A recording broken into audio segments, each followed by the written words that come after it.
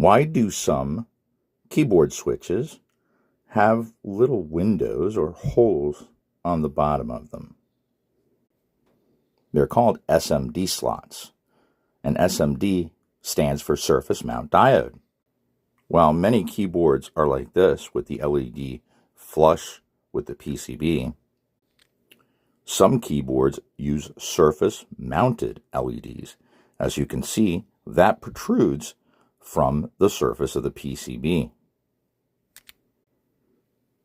That way, when using a switch with an SMD window on a PCB with an SMD LED, you can install it without any issue. Keep in mind that some switches do not have the SMD window, and they would be incompatible, would not be able to be properly inserted into the keyboard. Keep calm and keyboard